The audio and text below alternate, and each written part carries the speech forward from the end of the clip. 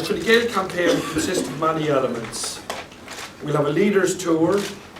We will have 4 theme meetings in Castlebar, Dublin, Cork and Newbridge, dealing with agri-food sector, the green economy, jobs and the economy. We will also have, on the 21st of September, the Equinox Night. In every constituency in the country, from 8 o'clock to 10 o'clock, we will hold a public meeting, inviting the public to those meetings to give them an opportunity to hear what the Lisbon Treaty is about and what the impact it will have for Ireland and why we in Fine Gael strongly believe there should be a yes vote. So everybody will have an opportunity to go along to a meeting on the same night.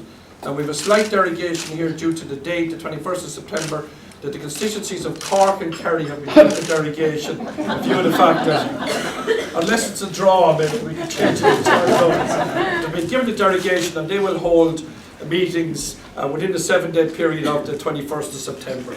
But that will afford members of the public to come along, to hear the parliamentary party members, to hear maybe a guest speaker outline what's in the treaty and to take questions and answers. Throughout the actual course of the campaign there will be other events in which we will use the opportunity to put forward our view on why we believe it's imperative that we vote yes in the actual Lisbon Treaty.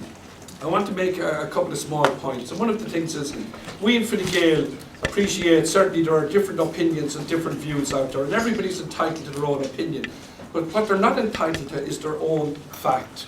People are not entitled to their own facts. And it's very important that we, as parliamentarians, and you as the media, play a role in dealing with the actual factual information. We do not want to spend the campaign rebutting. That was a mistake that was made on all sides in the last election, and it evolved. But it is important that we put to bed misinformation. I'm only going to deal with one issue, because it has become almost common acceptance that Lisbon Treaty, we lose our voting strength. That is actually not true. That is factually incorrect.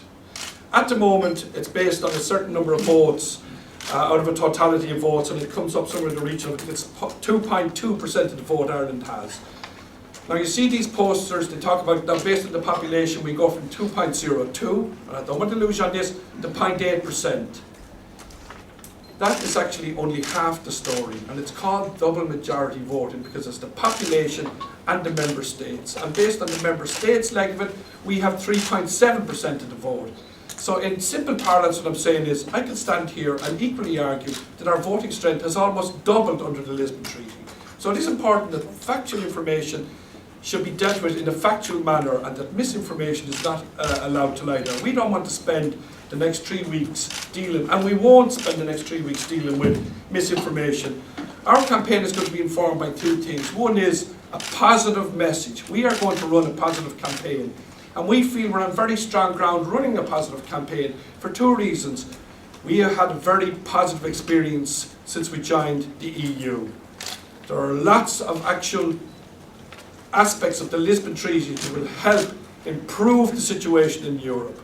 We don't believe the conspiracy theory that 26 or 27 governments come together to make life bad for their citizens. We believe they come together because they want to make Europe more cohesive, more efficient, so that the citizens of Europe can enjoy a better life. But our campaign, in addition to being informed by a positive message, is also going to be informed by a pragmatic reality.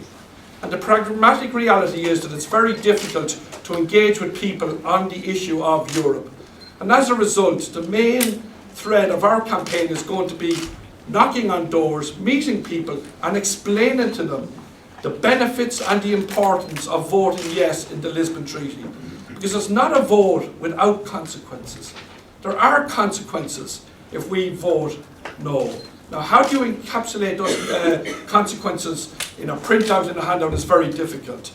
But if I'm a country, one of 26, and I've actually put in place a mechanism that I believe will radically improve the citizens that I represent, and if one country doesn't want to participate in that, human nature being what it is, will inform me that that country maybe doesn't want to participate, doesn't want to be a full player.